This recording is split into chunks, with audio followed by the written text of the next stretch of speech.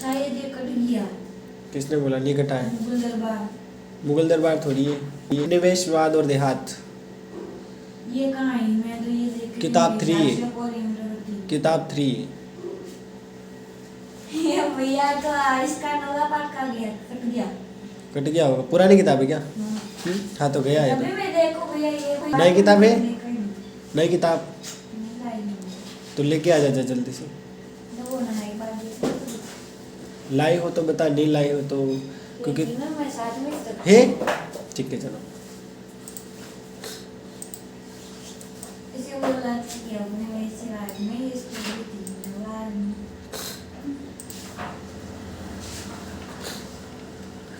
Yes, अपन start करें पढ़ना। आज हम पढ़ेंगे लेसन नंबर 9। लेसन का नाम है उपनिवेशवाद और देहात। उपनिवेश क्या क्या क्या होता है बताओ देखिए। हैं?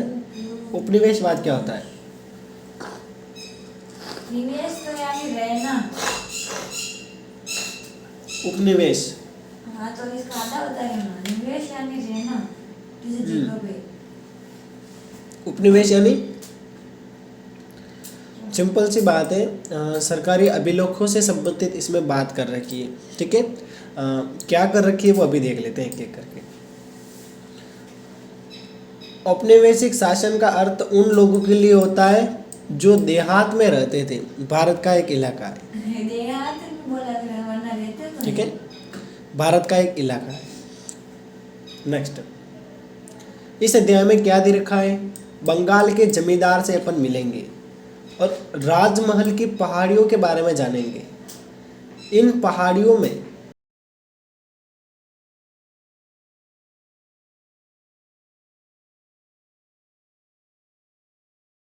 में क्या हुआ था? ईस्ट इंडिया कंपनी ने देहात पर अपना राज किस प्रकार स्थापित किया?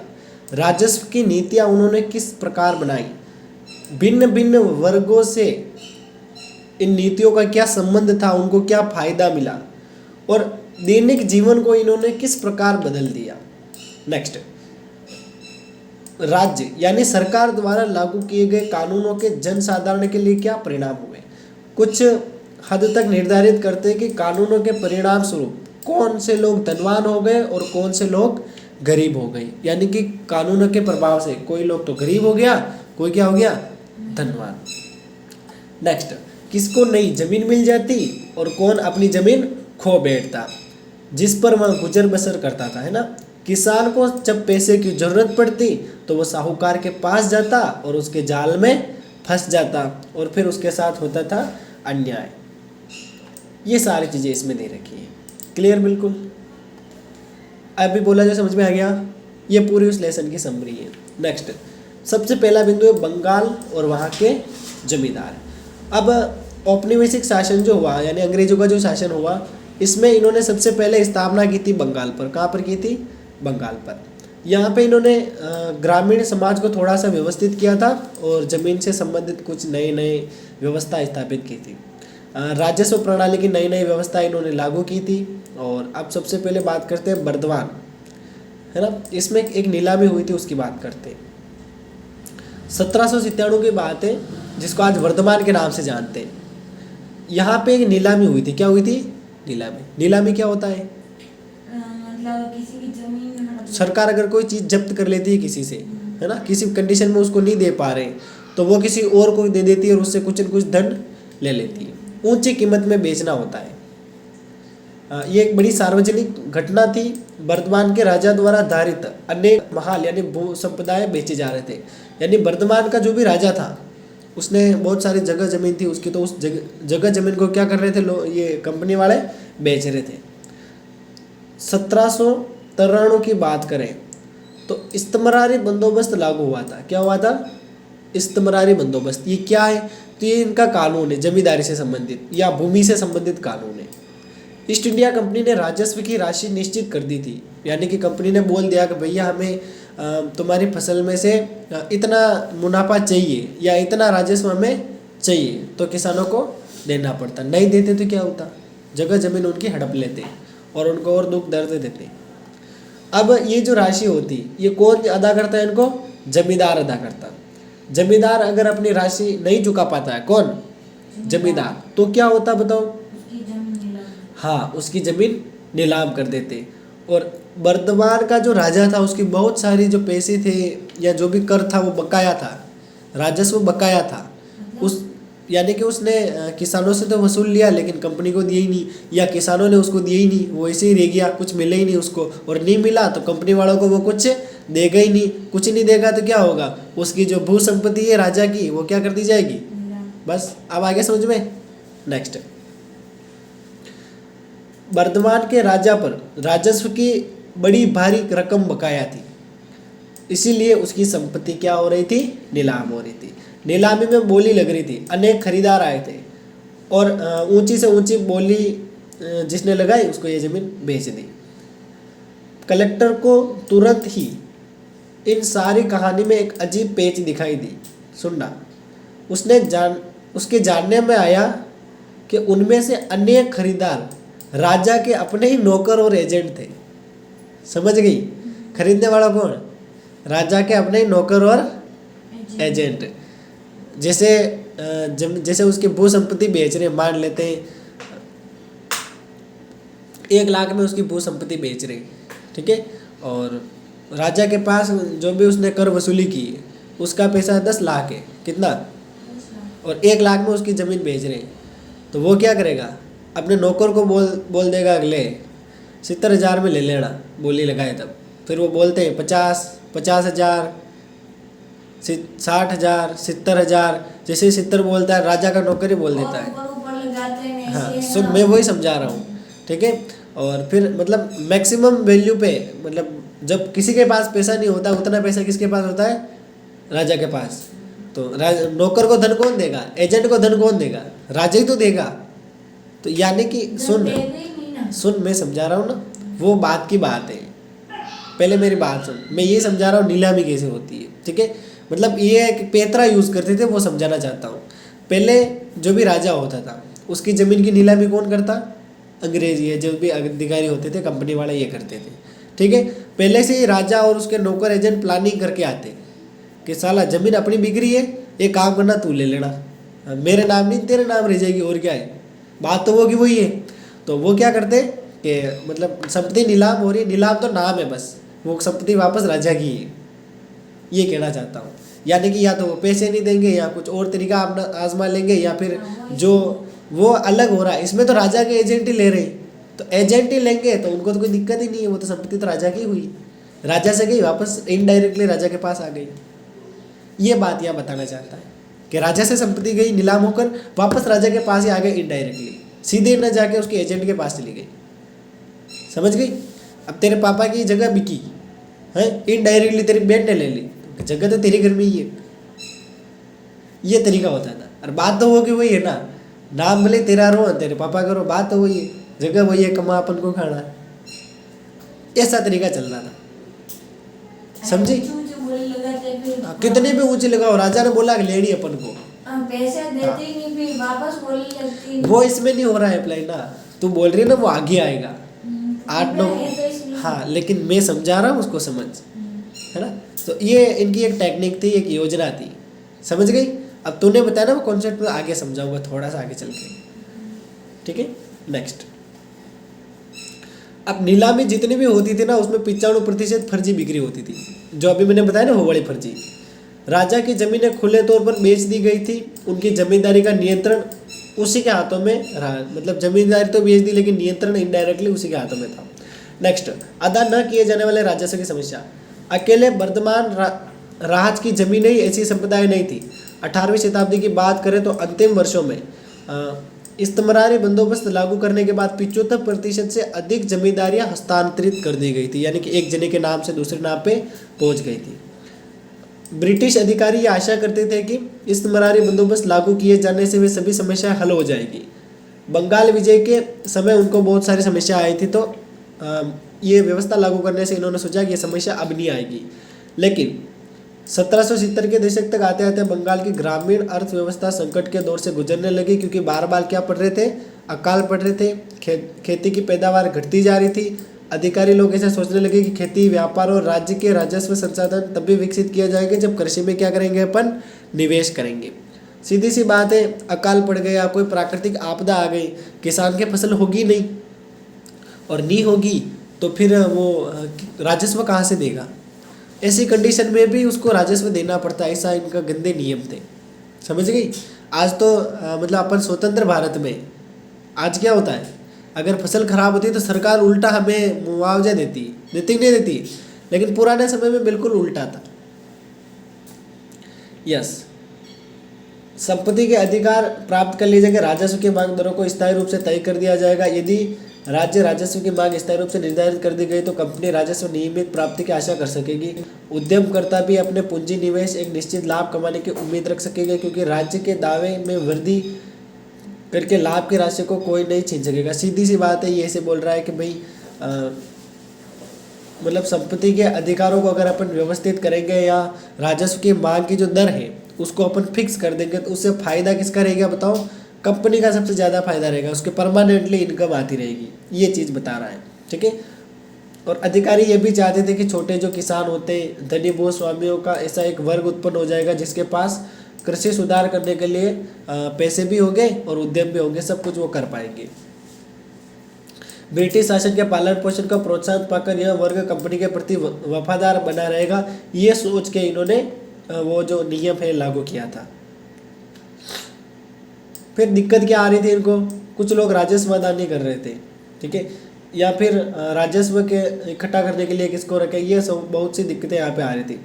अधिकारियों के बीच लंबे लंबे विवाद चलते थे। बंगाल के राजा, तालुकदार और सभी ने मिलकर क्या लागू किया था, इस्तेमारी बंदोबस्त लागू किया था। अब इनको जमींदारों के रूप में बांट दिया गया और एक निर्धारित राजस्व कर दिया गया। अब ये लोग क्या करते, जमींदार निर्धारित राजस्व लेके किसके पास पहुँचे थे, अंग्रेजों के पास पहुँचते, और वो भी जो भी होता वो उनको दे देते, हो जाता उनका काम चल रहा है तब तक ठीक है। जब नहीं दे पाते तब क्या होता, उनकी संपत्ति नीलाम हो जाती थी। ये नियम तो चल ही रहा था। जमींदारों के नीचे अनेक गांव होते थे, बिल्कुल सही है। कंपनी के हिसाब से जमींदारी के भीतर आने वाले गांव मिलाकर एक राजस्व संपदा का रूप ले लेते। कंपनी समस्त संपदा का कुल मांग निर्धारित करती, यानी कि गांवों के अनुसार कंपनी ले लेती थी, है ना, कि कितने जगह ज़मीन है, कितने खेती वेती कर रहे हैं या कितने पे काम कर रहे हैं, उस हिसाब से कंपनी जमींदार से पैसा ले लेती। नेक्स्ट, जमींदार को यहाँ भी निर्धारित करना था कि भिन्न भिन्न गांवों में राजस्व की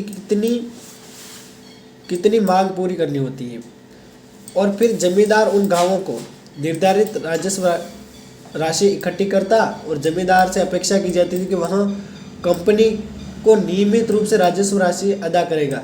यदि वह ऐसा नहीं करेगा तो संपत्ति क्या हो जाएगी, नीलाम हो जाएगी। सीधी सी बात बता रहे कि ये जमींदार के अंडर में बहुत सारे गांव होते थे। गांव से जमींदार क्या इकट्ठा करता, राजस्व इकट्ठा करता, कहाँ पे पहुंचा देता, कंपनी में पहुंचा देता। अगर ये प्रोसेस फॉलो कोई जमींदार नहीं करता तो संपत्ति नीलाम। कितना शॉर्ट में बता सकते हैं, पाठ पढ़ने के बाद अपन अपने अकॉर्डिंग आंसर दे सकते हैं। पासबुक का ही रटना जरूरी नहीं है, उसी को डिट्टो लिखना जरूरी नहीं है, ठीक है, लेकिन अपने आंसर में दम होना चाहिए। वो शुरुआत भी ऐसे गंदे शब्दों से नहीं करनी है, ये होता है, वो होता है, ऐसे ये होता है, एकदम सटीक बात लिखनी है। क्या लिख सकती है बताओ जल्दी से। जमींदार के अंडर में कितने गांव आते हैं, लगभग 400-500 गांव आते हैं, और जमींदार क्या करता है, उन गांवों से राजस्व वसूली करता है और उस राजस्व को वो किसको सौंप देता है, ईस्ट इंडिया कंपनी को सौंप देता है। अगर ये प्रोसेस फॉलो नहीं करेगा तो उसकी संपत्ति नीलाम हो जाएगी। हाँ, हाँ, ये क्या कर रही है, ये क्या बजा रही है, हाँ ऐसे बजा मत, अच्छा नहीं लगता है। नेक्स्ट, राजस्व राशि के भुगतान में जमींदार क्यों चूक करते थे, क्यों करते थे, सीधी सी बात है, किसान देंगे ही नहीं तो चूक तो करनी ही है। दूसरा, वो क्या करते, जितना राजस्व उसके पास आ रहा है उसका थोड़ा सा हिस्सा उनको देके बाकी अपने पास रख लेते। भले उनकी जमीन ही नीलामी करवाना, उनके पास तो बहुत सारा है, सही है ना।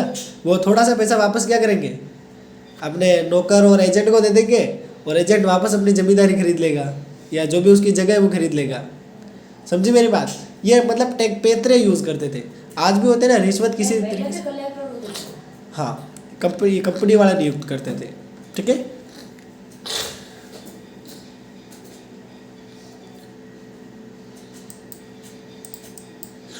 फिर इन्होंने अंग्रेजों ने सोचा कि यार ये तरीका तो बहुत अच्छा है, लेकिन धीरे धीरे मतलब ये तरीका उनका फेल हो गया और इनका राजस्व पहले आ रहा था ना उससे ही कम आने लग गया, क्योंकि यहाँ पे जमींदार आराम से मजे ले रहे थे इसमें। अब कुछ कारण याद रखना, ये प्रश्न इंपॉर्टेंट है बोर्ड के हिसाब से। 230 पर फर्स्ट लाइन है। ठीक है, जमींदारों की असफलता के कारण, कि जमींदार कर वसूली क्यों नहीं कर पाते थे। क्या बोला? जमींदार कर वसूली क्यों नहीं कर पाते थे। 60 पे। अरे तेरे ये साइड में रेत वाला बॉक्स दिख रहा है, रेत शब्द का प्रयोग इसी पेज पे है ना, स्टार्टिंग में। हाँ, देखो पहली बात ये बोल रहा है प्रारंभिक मांगे बहुत ऊंची थी, यानी शुरू में मतलब मांग बहुत ज़्यादा थी ऐसे कह सकते हैं, क्योंकि ऐसा महसूस करते थे कि यदि मांग को आने वाले संपूर्ण समय के लिए निर्धारित किया जा रहा है तो आगे चलकर कीमतों में बढ़ोतरी होने और खेती का विस्तार होने से आय में वृद्धि हो जाने पर कंपनी उस वृद्धि में अपने हिस्से का दावा कभी नहीं कर सकेगी। ये एक नियम था। ठीक है, मतलब पहले से ये मांग रख लेती, फिर उसके बाद अगर कंपनी को जो भी हिस्से आ रहा है तो उस हिस्से के अकॉर्डिंग ही देंगे। फिर कंपनी ऐसा नहीं कर सकती कि भैया अच्छी फसल हो गई तो और अपना हिस्सा बढ़ा ले, ऐसे नहीं कर सकती है। इन प्रत्याशित हानि को कम से कम स्तर पर रखने के लिए कंपनी ने राजस्व मांग को ऊंचे स्तर पर रखा। तो इसने क्या दिमाग लगाया, पहले से ही राजस्व बहुत ज़्यादा बढ़ा दिया, तो इस किसानों से और दिक्कतें हो गई। तो जैसे जैसे कृषि में उत्पादन में वृद्धि होती और वैसे वैसे कीमतें इन्होंने बढ़ा दी, जमींदारों का बोझ शनै शनै कम होता जाएगा, उन्होंने ऐसे सोचा, लेकिन ऐसा हुआ नहीं। यह असफलता का कारण था। दूसरा कारण सुनना, ऊंची मांग 1790 के दशक में लागू की गई थी, जब कंपनी की उपज की कीमतें नीची थी। सुनना, जब ये कृषि थी ना, ये मतलब जितने भी काम करते थे लोग किसान, तो उपज की कीमत क्या थी बताओ, बहुत नीची थी, जिससे रेयत, यानी रेयत किसान के नाम से जानते हैं, बताया ना मैंने। हाँ, जमींदार को उनकी देय राशियां चुकाना बहुत मुश्किल था। ठीक है,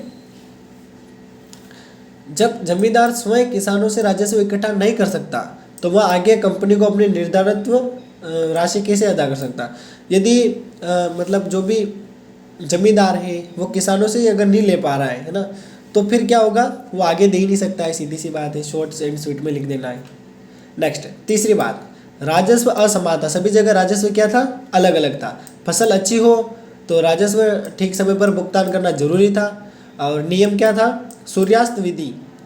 सूर्यास्त विधि क्या होता है, यदि कोई तारीख दे दी है ना, और उस तारीख को सूर्य अस्त होने से पहले भुगतान अगर नहीं आया तो उसी रात को उसकी जमींदारी क्या हो जाती है, नीलाम हो जाती है।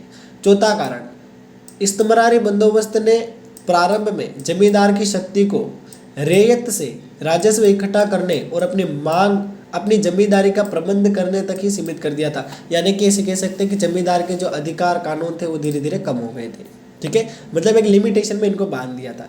जैसे मार साहब को नहीं बांध रखा है, छोटे बच्चों को नहीं मारेंगे, बड़े को भी नहीं मारेंगे, बच्चों को प्यार से समझाएंगे, और प्यार से बच्चे कभी समझते ही नहीं, सभी नहीं, कुछ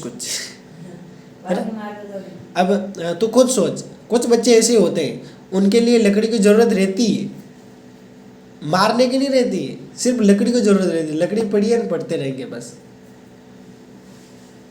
समझ गई। तो इधर भी बिल्कुल ऐसे ही था, मतलब जितने भी जमींदार थे ना, उनका जो नियम कानून थे उनको स्ट्रिक्ट कर दिया और उनको एक नियमों के अंतर्गत बांध दिया और उनकी शक्तियाँ कम कर दी गई थी।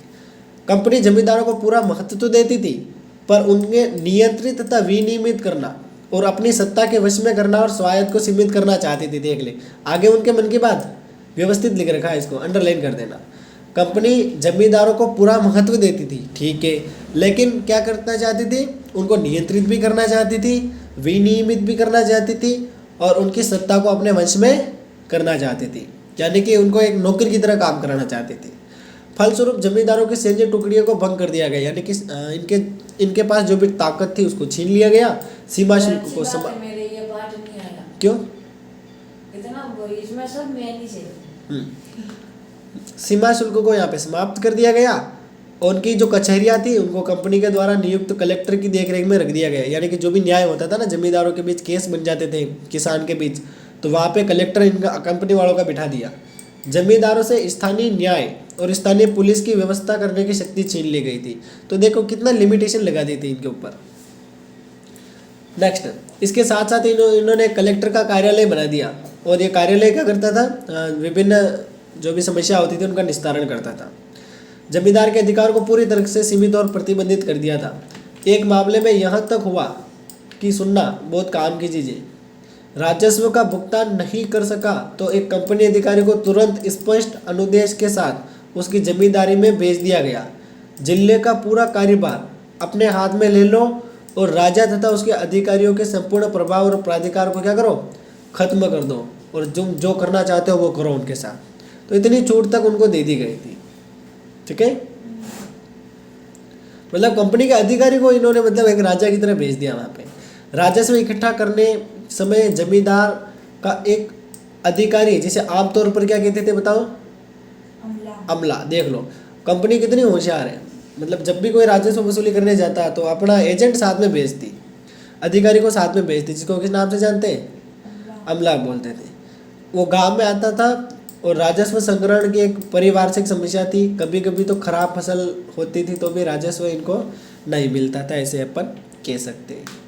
कीमतों के कारण, हाँ एक मिनट, थोड़ा समझ रहा है क्या?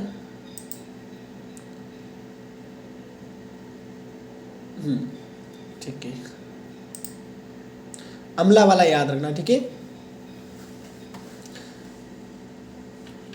तो अगर फसल खराब हो जाती है तो वो क्या नहीं कर पाते बताओ, राजस्व वसूली नहीं कर पाते। और कभी कभी कुछ लोग ऐसे होते थे जो जानबूझकर देते ही नहीं थे। समझ गए, पैसा है लेकिन देना नहीं है। क्यों नहीं देते थे? कि जो भी ये जमींदार परेशान होते थे उनको मज़ा आता था कि साले की संपत्ति नीलाम हो जाएगी और मैं ले लूँगा, या फिर ऐसे मतलब छीज जाते थे, ऐसे कह सकते हैं। जमींदार आसानी से अपनी ताकत का इस्तेमाल ही नहीं कर सकता था। पहले तो जमींदार क्या करता, डरा धमका के कुछ भी कर लेता, अब तो उसकी लिमिटेशन लगा दिए। ऐसे जमींदार बाकीदारों पर मुकदमा तो चला सकता था, मतलब जिनके भी ये राजस्व बाकी था उन पर। क्या बजा अंदर आ गया, कहाँ पे? नेक्स्ट, न्यायिक प्रक्रिया बहुत लंबी होती थी।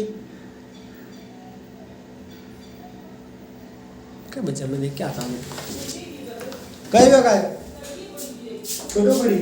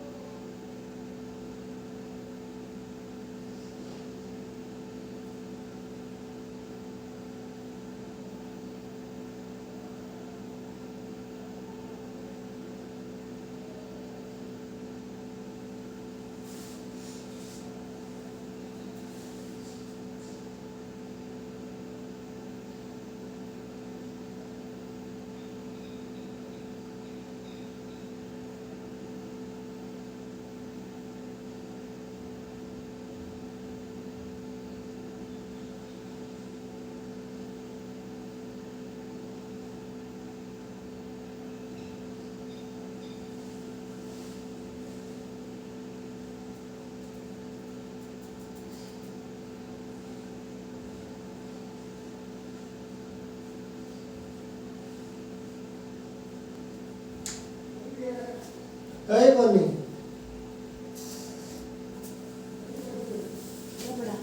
टंकी गिर गई नीचे, पानी ज़्यादा भरा गया जो टंकी चल अपन कंटिन्यू पढ़ते हैं, हमें ना अपने लेसन पूरा करना है। यस, 1798 में अकेले वर्धमान जिले में ही राजस्व भुगतान के बकाये से संबंधित 30,000 से अधिक वाद लंबित थे। यानी कि 30,000 मामले लंबित थे। यानी कि इतने लोग क्या नहीं दे रहे थे, भुगतान दे ही नहीं रहे थे राजस्व का। इतना मामला यहाँ पे अपन को देखने को मिला।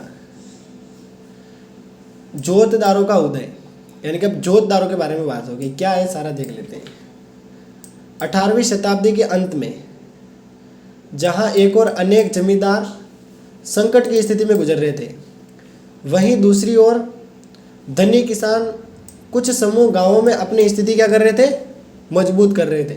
जमींदार तो दिक्कत में थे, लेकिन कुछ किसान क्या कर रहे थे, मतलब राजस्व दे ही नहीं रहे थे, वो पैसा अपने अंदर इकट्ठा कर रहे थे। और इकट्ठा करने के बाद क्या कर रहे थे बताओ, अपने आप को क्या कर रहे थे, मजबूत कर रहे थे। अपने आप को क्या कर रहे थे, मजबूत कर रहे थे। मतलब जहाँ पे जमींदार परेशान, वहाँ पे कुछ किसान क्या कर रहे हैं, खुद को मजबूत, राजस्व दे ही नहीं रहे, केस लड़ रहे हैं आराम से। फ्रांसिस बुकनन ने उत्तरी बंगाल के दीनाजपुर जिले के सर्वेक्षण में हमें धनी किसानों के इस वर्ग का, जिसे जोतदार कहा जाता था, क्या कहते थे बताओ, यानी कि धनी किसानों को एक वर्ग, जिसको हम किस नाम से जानते थे, जोतदार। अब जोतदार किसे कहते, समझ आ गया है? हाँ, धनी किसान थे बस। विशद विवरण देखने को मिलता है। 19वीं शताब्दी के प्रारंभिक वर्षों तक आते आते जोतदारों ने जमीन के बड़े रकबे, जो कभी कभी तो कई हजार एकड़ में फैले थे, अर्जित कर लिए थे। स्थानीय व्यापार और साहूकार के कारोबार पर भी उनका नियंत्रण था। यानी कि धीरे धीरे ये नियंत्रण अपना बनाने लगे। उस क्षेत्र के गरीब काश्तकारों पर व्यापक शक्ति का प्रयोग करते थे। उनकी जमीन का काफ़ी बड़ा भाग बटाईदारों के माध्यम से ही जोता जाता था, जो खुद हल, जो अपने लिए हल लाते थे, मेहनत, खेत में मेहनत करते थे और फसल के बाद उपज का आधा हिस्सा किसको दे देते, जोतदारों को दे देते। नेक्स्ट, गांव में जोतदारों की शक्ति जमींदारों की ताकत की अपेक्षा अधिक प्रभावशाली होती थी। जमींदार के विपरीत जो शहरी इलाकों में रहते थे, जोतदार गांवों में ही रहते थे। जोतदार कहाँ रहते थे बताओ, गांवों में, जबकि जमींदार कहाँ रहते थे बताओ, शहरों में। गरीब ग्रामवासी के काफी बड़े वर्ग पर सीधे अपने नियंत्रण का यह प्रयोग करते थे। जमींदारों द्वारा गांव की जमा, यानी जो भी लगान होती थी, उसको बढ़ाने के लिए किए जाने वाले प्रयत्नों का वे घोर प्रतिरोध करते। यानी कि जिसे लगान बढ़ाते और जोतदार क्या करते, उसका मतलब विरोध करते थे। जमींदारी अधिकारियों को अपने कर्तव्यों का पालन करने से रोकते थे। जो रैयत उन पर निर्भर रहते थे, उन्हें वे अपने पक्ष में एकजुट रखते थे और जमींदार को राजस्व के भुगतान में जानबूझकर क्या करा देते, देरी करा देते। यानी कि जोतदार क्या कर रहे हैं, जमींदार और रैयत के बीच का मतलब लड़ाई कराते हैं या प्रेम से करवाते। राजस्व देना होता तो भी वो किसके अधीन रहता, जोतदार के अधीन रहता। उसके मन में आता देवा देता, बाकी देरी करा देता। नेक्स्ट, जब राजस्व का भुगतान न किए जाने पर जमींदार की संपत्ति का क्या होता, नीलाम होता। तो कौन खरीद लेता उसको बताओ, उसके साहूकार। हाँ, जोतदार खरीद लेता। कौन खरीदता, जोतदार। पहले कौन खरीद रहा था, स्टार्टिंग में उसी के पास जा रही थी, अब जोतदार खरीद रहा है। अब मामला बदल रहा है, अब जमींदार का कोई नियंत्रण नहीं। यह दूसरा केस आया है, ठीक है। यानी कि जमींदार की जमीन सुन कौन लेगा, कंपनी, फिर क्या करेगी, नीलाम। हाँ, अब जमींदार का रिलेशन का कोई नहीं खरीदेगा, अब सीधा जोतदार ले जाएगा। इन दोनों के बीच कोई रिलेशन है ही नहीं ऐसे। अरे नहीं, पर वो जोतदार भी उनकी जमीन बचाने के लिए वो करते हैं। इसमें और आगे आएगा, वो आएगा। अब तीसरा केस आएगा तब समझाऊंगा मैं, ठीक है। अभी दो केस आए। नेक्स्ट, उत्तरी बंगाल में जोतदार सबसे अधिक शक्तिशाली थे। धनी किसान और गांव के मुखिया लोग भी बंगाल के अन्य भागों में जितने भी देहाती इलाके थे वहाँ पे प्रभावशाली बनकर उभर रहे थे। कुछ जगहों पर उन्हें किस नाम से जानते थे, हवलदार के नाम से जानते थे। इनको जानते हैं, जोतदार को। हाँ, गांव के मुखिया, मतलब इसी से रिलेटेड है बेटा। मतलब एक जोतदार का तो इनका मतलब धनी इसीलिए बोल रहे हैं, लेकिन कुछ और काम भी इनके थे। नेक्स्ट, कुछ अन्य स्थानों पर ये घाटीदार या मंडल कहलाते थे। उनके उदय से जमींदारों के अधिकार को कमजोर पड़ना असंभव होता है, यानी उनके अधिकार कमजोर हो गए थे। अब ये स्ट्रक्चर बना रखा है, इसको देख ले आराम से। कंपनी का राज चल रहा है, जमींदार से कंपनी क्या कर लेती है, राजस्व ले लेती है। और जमींदार के पास कहाँ से आता है, रेत से आता है, ठीक है। और रेत कहाँ से लाता है, शिकमी रेत से लाता है। और रेयत और जोतदार का भी संबंध होता है, और जोतदार का सीधा जमींदार से भी संबंध होता है, ये चीज़ दिखा रहा है। नेक्स्ट, जोतदार अपने पत्नी बेटे के नाम कर देते थे। वो अब आएगा बेटा, अभी आए थोड़ी है, जमींदार। अब आएगा ना। यस, जमींदारी की ओर से प्रतिरोध। ग्रामीण क्षेत्रों में जमींदारों की सत्ता समाप्त नहीं हुई। राजस्व की अत्यधिक मांग और अपनी भू संपदा की संभावित नीलामी की समस्या से निपटने के लिए जमींदारों ने इन दबावों से उबरने के रास्ते निकाल लिए। नए संदर्भों में नई रणनीतियां बना ली। फर्जी बिक्री ऐसी खराब तकनीक थी जिसमें कई तरह के ये मतलब अलग अलग दिमाग लगा देते थे। वर्तमान के राजा ने पहले तो अपनी जमींदारी का कुछ हिस्सा अपनी माता को दे दिया, क्योंकि कंपनी ने क्या नियम बना रखा था कि जमींदारों की संपत्ति क्या हो जाएगी, नीलाम। लेकिन एक नियम उनका ये भी था कि महिलाओं के जो भी अधिकार है वो अपन नहीं छीनेंगे, या उनके पास संपत्ति है वो अपन नहीं लेंगे। इसके अलावा जो भी एजेंट होते थे उन्होंने नीलामी की प्रक्रिया को जोड़ तोड़ दिया। क्या किया, यानी कि वो अपने हिसाब से सेट कर लेते हैं। कंपनी की राजस्व मांग को जानबूझकर क्या कर लेते हैं, रोक लेते हैं। भुगतान न की गई बकाया राशि बढ़ती गई। जब भू संपदा का कुछ हिस्सा क्या हो गया, नीलाम हो गया, तो जमींदार ने अपने आदमियों से खरीदवा दिया, ऊंची ऊंची बोलियां लगाकर संपत्ति को खरीद लिया। आगे चलकर उन्होंने खरीद की राशि को अदा करने से इनकार कर दिया, ऐसे अपन कह सकते हैं। कुछ तो मैं फिर मना Yes. कर दें, फिर हाँ। बोलने लगती हूँ, फिर मना करते हैं। यस, अब वो केस आ रहा है फ्रॉड वाला। ये अभी जो बताना ये फ्रॉड वाला है, ठीक है। फिर भू संपदा को दोबारा बोलियां लगाते हैं, वापस एजेंट खरीद लेते हैं, पैसा देते ही नहीं, वापस नीलामी करते हैं। तो ये एक तरीका है जो चलता रहता था, जिसमें साले वो कंपनी वाले परेशान हो गए। फिर कोई आता ही नहीं था, लास्ट में Yes. कम बोली पकड़ दो। बड़े पैमाने पर ऐसे सौदे हुए। फिर बंगाल की 4 बड़ी जमींदारियां, जिसमें बर्दवान की एक जमींदारी भी थी, अनेक बेनामी खरीदारियों की, जिसमें कुल मिलाकर 30 लाख रुपए की प्राप्ति हुई। नीलामियों में कुल की गई बिक्रियों में से 15% सौदे क्या थे बताओ, नकली थे। जमींदार लोग और भी कई तरीकों से अपनी जमींदारियां छीनने से क्या करते, बचा लेते। और कोई जमींदारी किसी ने ले ही ली, इंशाल्लाह आ जाएगा तो क्या करेगा, वो संपत्ति पे आ जाएगा, उसको कूटेंगे, मारेंगे, वहाँ से क्या करेंगे, भगा देंगे, या उसको वहाँ पे घुसने ही नहीं देंगे। ये चीज़ यहाँ पे बता रखी है, ठीक है। फिर 19वीं शताब्दी के प्रारंभ में कीमतों में मंदी की स्थिति समाप्त हो गई। जो जमींदार 1790 के दशक की तकलीफों को झेलने में सफल हुए, उन्होंने अपनी सत्ता को क्या कर लिया, सुदृढ़ बना लिया। राजस्व के भुगतान संबंधी नियमों को कुछ लचीला बना दिया। फलस्वरूप गांवों पर जमींदार की सत्ता और मजबूत हो गई। लेकिन आगे चलकर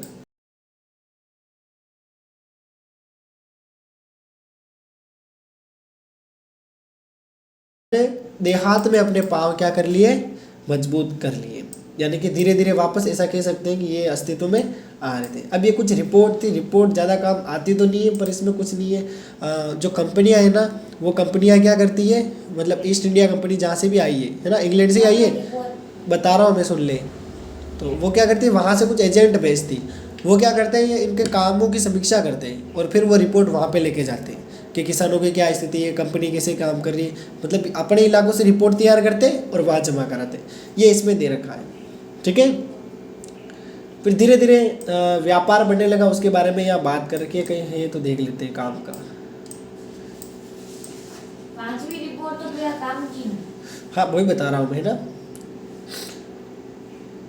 वही बता रहा हूँ। लेकिन मैंने बोला जो समझ में आया तेरे को, मतलब रिपोर्ट का मतलब क्या होता है, वहाँ से एजेंट आते हैं, एजेंट क्या करते हैं,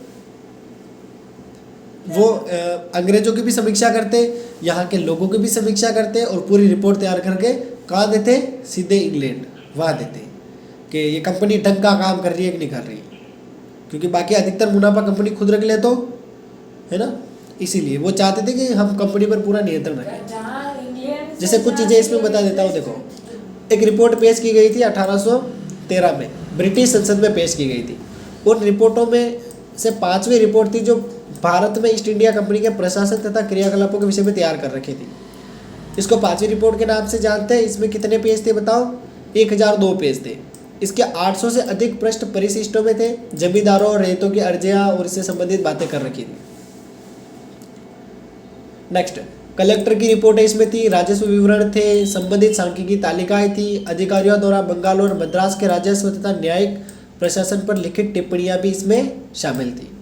कंपनी ने 1760 के दशक के मध्य जब से बंगाल के अपने आप को स्थापित किया तभी से इंग्लैंड के क्रियाकलापों पर बारीकी से नजर रख रही थी और उनकी चर्चा कर रही थी। मतलब सारी चीज़ें क्या की इन्होंने इस रिपोर्ट में शामिल कर लिया।